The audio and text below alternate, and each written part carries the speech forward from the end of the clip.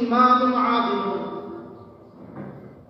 ন্যায়পরায়ণ শাসক, সত্যবাদী দায়িত্বশীল, ন্যায়পরায়ণ দায়িত্বশীল, যিনি তার দায়িত্বের ব্যাপারে সবসময় অটল থাকে, যিনি তার দায়িত্বের ব্যাপারে সবসময় সচেতন থাকে, তার দ্বারা কোনো মানুষ যেন কষ্ট না পায়।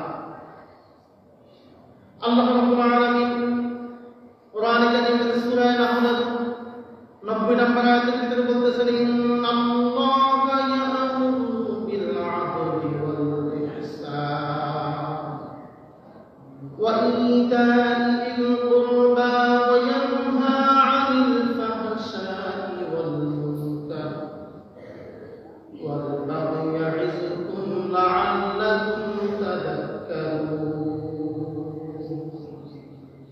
আল্লাহ রাব্বুল আলামিন বলেন, আল্লাহ তাআলা বান্দাদেরকে নির্দেশ দিচ্ছেন, ও আমার বান্দারা শুনে রাখো, এই পৃথিবীতে আমি তোমাদেরকে পাঠিয়েছি, এই তোমাদের পাঠানোর পরে আমি তোমাদেরকে দায়িত্ব দিয়ে দিচ্ছি, নির্দেশনা দিয়ে দিচ্ছি, ন্যায় বিচার প্রতিষ্ঠা করবা, অন্যায় করা যাবে না, মিথ্যাচার দিয়ে বিচার পরিচালনা করা যাবে না, ন্যায় বিচার প্রতিষ্ঠা করবা। ন্যায় বিচার প্রতিষ্ঠা করার ক্ষেত্রে যদি তোমার বাপ হয়, যদি তোমার আত্মীয় হয়, এরপরও ন্যায় বিচার কায়েম ক্ষেত্রে পিছপা হওয়া যাবে না। ন্যায় বিচার প্রতিষ্ঠা করবা, আর মানুষের প্রতি সদস্যম করবা, কোনো মানুষের প্রতি জুলুম করা যাবে না, অত্যাচার করা যাবে না, নিজের আত্মীয়দের হক রক্ষা করবা। আর কি করবা? কিছু জিনিস থেকে বিরত থাকবা। সেটা কি? এক নাম্বার বিষয় হচ্ছে অশালীন, খারাপ, পাপাচার, আল্লাহ তাআলার সীমা লঙ্ঘনের ব্যাপারে যথেষ্ট সচেতন হয়ে যাইবা। আল্লাহ রাব্বুল আলামিন অত্র আয়াতে বোঝাতে চেয়েছেন, ন্যায়পরায়ণ শাসক বলতে রাষ্ট্রের প্রত্যেকটা কাজে ন্যায় বিচার করা।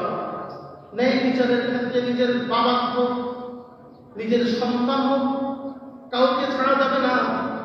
অনেকেই একটা ঘটনা জানেন, হযরত ওমর রাদিয়াল্লাহু তাআলা আনহু ঘটনা কে না জানে। হযরত ওমর তার ছেলের ব্যাপারে কি সিদ্ধান্ত নিয়েছিল? হযরত ওমর তার ছেলের ব্যাপারে, তার আগে রাসূলের একটা ঘটনা বলি। আল্লাহ রাসূল সাল্লাল্লাহু আলাইহি ওয়াসাল্লামের যুগে এক মহিলা চুরি করেছে। চুরি করার পরে আল্লাহ রাসূলের কাছে বিচার আসলো, ইয়া রাসূলুল্লাহ, ইয়া হাবিবাল্লাহ, অমুক মহিলা, ওই মহিলার নাম ছিল ফাতেমা, ওই মহিলা সাহাবী চুরি করেছে। আল্লাহ রাসূলের কাছে বিচার আসলো। বিচার আসার পরে রাসূল বিচার ফয়সালা করবে মসজিদে নববীতে বসে। এমন অবস্থায় ইসলামী রাষ্ট্রের খলিফারা চিন্তা করলো, বিচারের কাজ তো হচ্ছে হাত কেটে দেওয়া।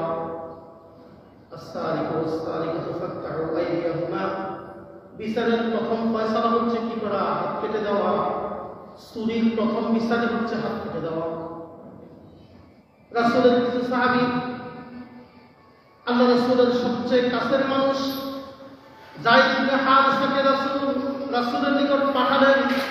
পাঠিয়ে বললেন, রাসূল যায়েদ ইবনে হারিসাকে সবচেয়ে বেশি মহব্বত করত, যায়েদ ইবনে হারিসাকে বেশি কলিজার থেকে ভালোবাসত।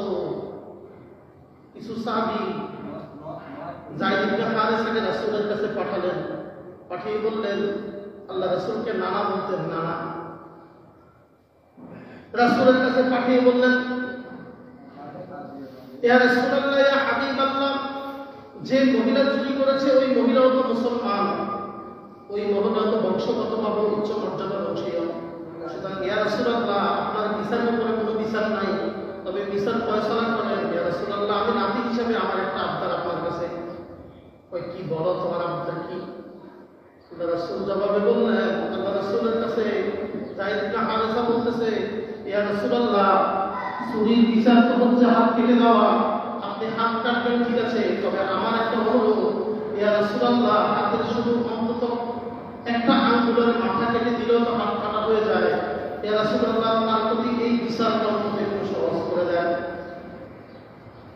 আল্লাহ রাসূল যায়েদ ইবনে হারিসার কথায় বেশি রাগান্বিত হয়ে গেলেন, এত বেশি ক্ষোভ প্রকাশ করলেন। আল্লাহ রাসূল জবাব বলে দিলেন, ও যায়েদ ইবনে হারেসা, আমি নবী, ন্যায় প্রতিষ্ঠা করার জন্য আল্লাহ আমাকে পৃথিবীতে পাঠিয়েছেন। আমি বিচারের ক্ষেত্রে কখনো ন্যায় প্রতিষ্ঠার বাহিরে কোনো কাজ করতে পারবো না। শুনে রাখো, এই ফাতেমার জায়গায় যদি আমার মেয়ে ফাতেমা হতো, আমি সেই ওই আমার মেয়ের হাত কেটে দিতাম। আজকে তো বর্তমান বিচার ব্যবস্থা হচ্ছে এমন, দলীয় কর্মী যদি কাউকে জবাই করে হত্যা করে দেয়, সেই বিচার জমিনে হয় না, আছে না নাই? কথা বলেন না কেন, আছে না নাই? আর বিরোধী দলীয় নেত্রী, বিরোধী দলীয় কর্মী, বিরোধী দলীয় লোক যদি কাউকে ধমক দেয়, সেখানে মার্ডার মামলা আছে না নাই? মিথ্যা মামলা আছে না নাই? মিথ্যা হুমকি আছে না নাই? প্রিয় ভাইয়েরা, শুনে রাখেন, শুনে রাখেন, আল্লাহ রাব্বুল আলামিন বলেন, এক শ্রেণী সর্বপ্রথম তারা আরশে আজিমের নিচে স্থান পাবে, তারা হচ্ছে ইমামুল আদিল, ন্যায় ইনসাফ করেওয়ালা ইমাম। যে ইমাম ন্যায় ইনসাফ করতে পারবে না, যে নেতা ন্যায় ইনসাফ করতে পারবে না, ওই নেতা কখনো কি হতে পারে না? একজন যোগ্য নেতা হতে পারে না। যেই নেতা আমার দলের কর্মী হোক আর আমার বিরোধী দলের কর্মী হোক, যেই হোক না কেন, অন্যায়কে কোনোভাবে সাপোর্ট করা যাবে না। আমার ছেলে অন্যায় করেছে, অসুবিধা কি?